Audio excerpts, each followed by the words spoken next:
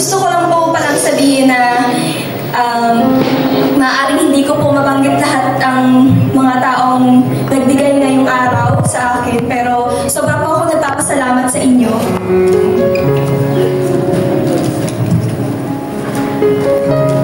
Mahaba-haba po ito.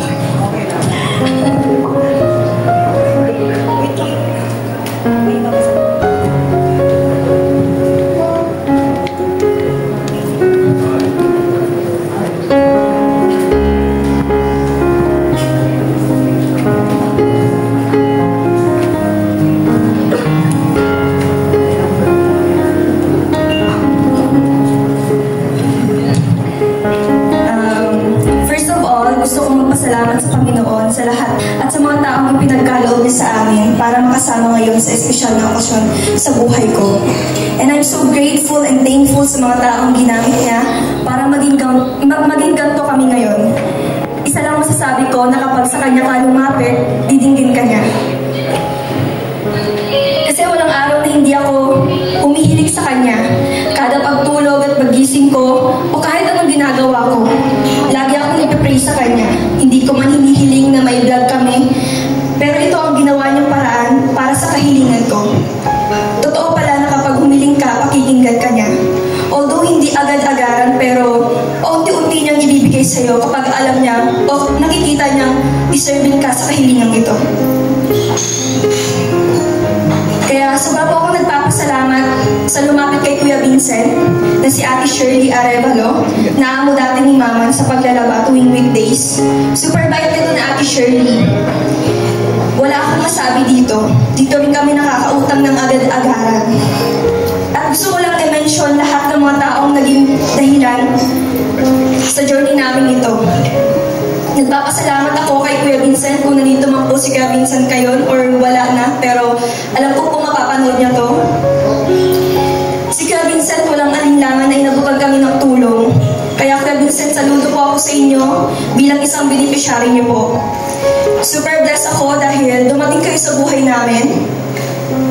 Naging unexpected lahat nang nang ilapit mo kami kay Kuya Rab, na siya rin ang dahilan kung bakit ganito kami ngayon. Alam ko ngayon wala na si Kuya Rab. Basta, alam ko makapanood to ni Kuya Rab. Kuya Rab, lubos po akong nagpapasalamat sa inyo, lalo na po sa pamilya niyo. Kahit hindi ko man banggitin araw-araw ang salitang pasasalamat, pero tinatanong ko po ito ng malaking utang na loob sa inyo.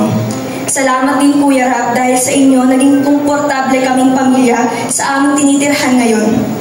Salamat din Kuya Rab sa love team na binuo mo na naging totoo na ngayon. Maraming salamat Kuya Rab, lalo na po sa asawa niya na si Ate Jackie na napaka-supportive at napakabait na asawa sa inyo. Naalala ko pa noon yung mismong 70th birthday ko, inasikaso ako ni Ate Jackie. Salamat po ng sobra. And of course, lalo na sa mga taong walang sawang sumusuporta sa amin at sa buong team Kalingap. Siyempre, hindi mawawala ang founder ng Kalingap na si Kuya Val Santos Matubang, lalo na po ang kanyang asawa na si Ate Edna. Salamat po ng maraming sa inyo. Sa inyo pong binuong programa, ang Lingap sa Mahihirap. Salamat po dahil isa kami sa mga naging beneficiary nyo. Hindi po namin ito makakalimutan. Hanggang sa tumanda at pagkapamilya po kami. Makakaasa po kayo na ang suporta po namin ay laging nandyan. Maraming salamat po ng sobra-sobra. Sigad na po ang bahalang mag-bless at magbalik sa inyo ng lahat-lahat. And syempre, nagpapasalamat ako sa mga supporters ng Rochelle, lalong-lalo na sa major sponsor sa umagang ito, or sa gawin ito, sa Trusa family.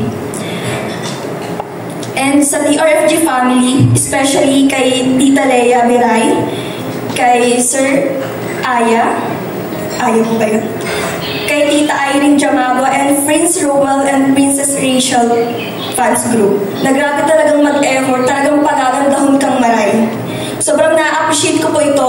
Sa totoo lang, ako po yung nag-18 na dahil masyadong naghangad ng araw ka ni Kagarbo, pero binigay niyo po ng pusa at walang halong pagsumbat.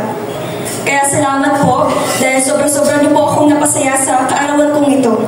At sa mga nag-organize pala nito ito sa grupo nila Mama Ato. Maraming salamat po dahil simula pa lang alam ko na talaga yung sacrifice nila sa pag-isip ng concept, and syempre yung how and where and when to start the photo shoot. Sa lahat-lahat, Mama Ato, thank you so much dahil ginawa niyo akong mas maganda sa gabing ito. At syempre, thank you din sa DI namin na si Kuya Rodel Paday and sa mga dancers. At sa lahat-lahat ng tao nandito na nakikita ko sa paligid ko. At lalong-lalo na sa pamilya ko na very supportive sa lahat ng bagay. Salamat sa pagmamahal sa akin bilang anak, kapatid at pamangkin. Sobrang saya ko po ngayong araw na ito.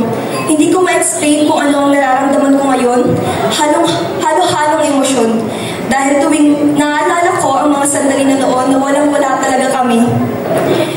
At kapag naalala ko ang panahon na tinanong ako ni Mama kung ano ang gusto ko sa pagtungtong ko ng pag-18, sabi ko kay Mama, gusto ko, Ma, kahit cellphone lang para magamit ko sa pag-aaral ko.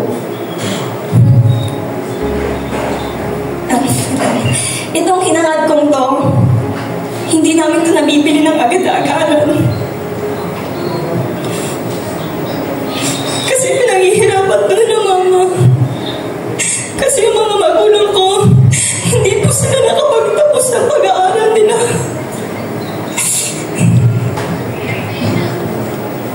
Kaya ang sarap lang po sa piling kapag binabalikan yung mga araw na talagang walang-wala kami. Tsaka sobrang saya pala. Kahit gano'n lang yung buhay namin, mas na-appreciate ko siya. Kasi pag magkakasama kayong pamilya, mas masaya. Tsaka na-realize ko na super challenging yung naging buhay namin noon. Basta buo at masaya. Siguro kung pahay lang si Mama, super masaya yun kasi pangarap na to eh.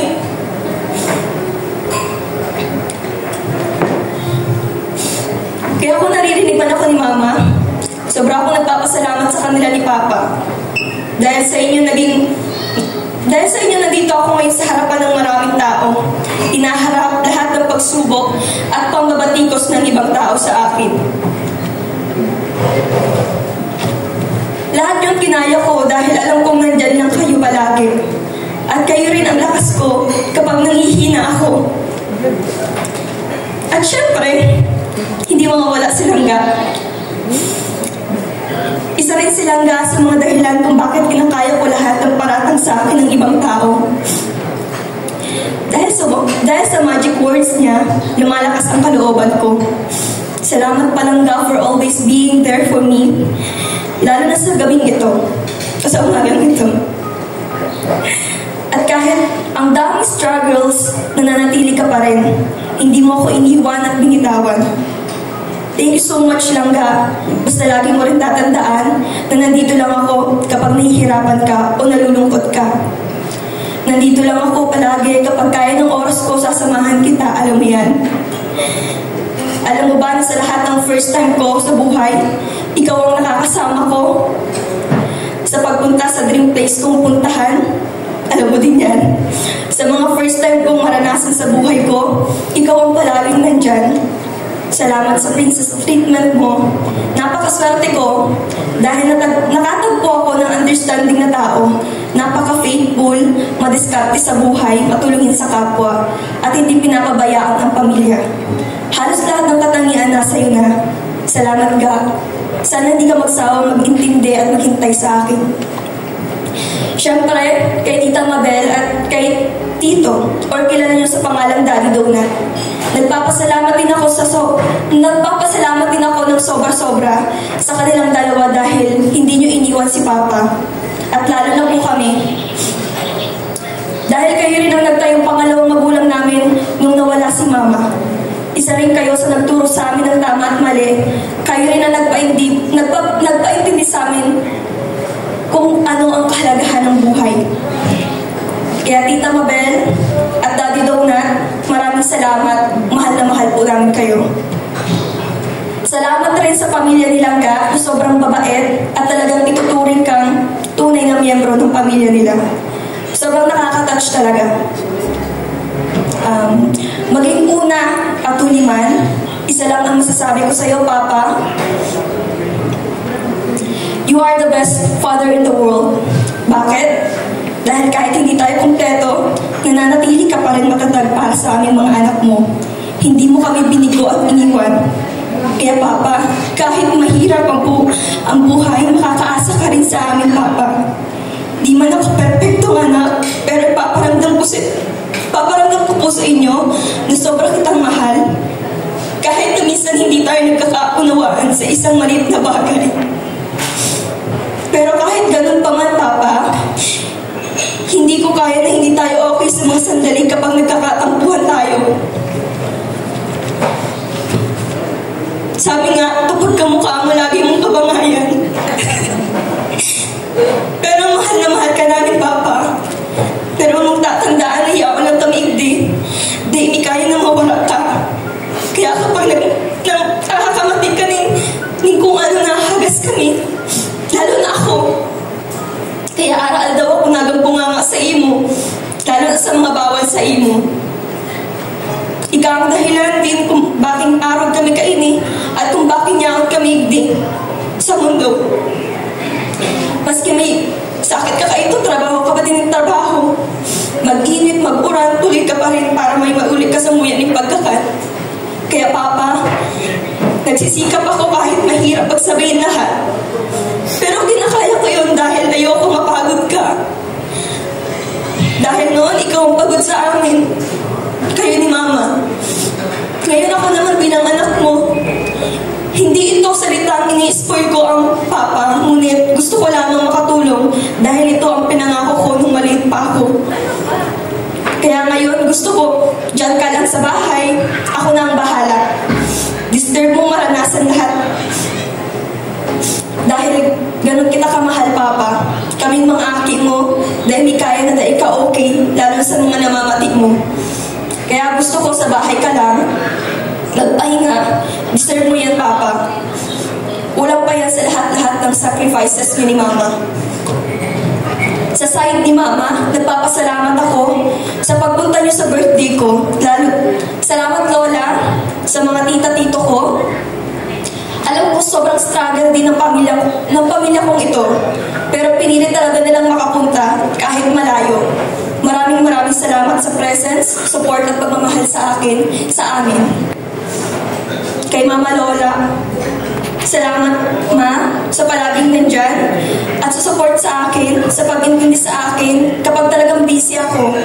Maraming salamat, Mama Lola.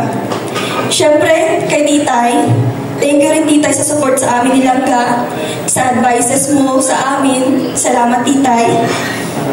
And thank you po sa mga taong nag-attend ngayon, sa relatives ko, Bisaya, sa mga kaibigan ko, sa pamilya Matubang, sa mga K-boys, sa mga taong malalapit sa puso ko, sa mga taong nandito ngayon, na-appreciate ko po.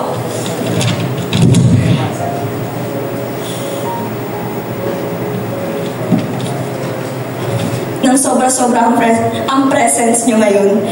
May have a blessed year ahead, and I love you all, and that's all. Thank you. Yeah! Wait lang po pala. Papagitin ko lang po pala yung mga nagbigay. Siyempre po pala may pahabol.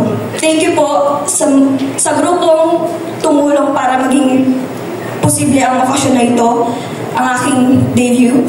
Sa major sponsor ng Team Rochelle USA or Trusa Family. Magpapasalamat din ako sa grupong Team Rochelle Fans Group, Prince Ruel and Princess Rachel Fans Group, Team Rochelle Global Official, Team Rochelle Magnetic Fans, Team Rochelle Kalingap IRJ Trius, Rochelle Team Bubuyog, Team Tarak with Rachel, and Team Yehe. Maraming salamat po, and God bless po. Si Lord na po ang bahalang mag-bless po sa inyo at magbalik ng lahat ng binigay niyo po sa amin. Salamat po. Okay. Good morning, everyone. Yeah! Talaga naman, partner, narinig na pakinggan mo ba? Yung kanyang word of thanks, it's a heartfelt word of thanks para sa ating lahat. And of course, mga kaibigan, maraming salamat once again. This is being your host. My name is Christian James Jefferson Tiwa, also known as CJ, the host, and this is Coy Morfield Portineta, also known as Coy, your host of Buddy. And of course, my name is Marianne Cartel, and on behalf of everybody, good morning, God bless us all. Let's beat the odds. Let's give our birthday girl a round of applause once again. Langga, you know it already. I love you and Dodo.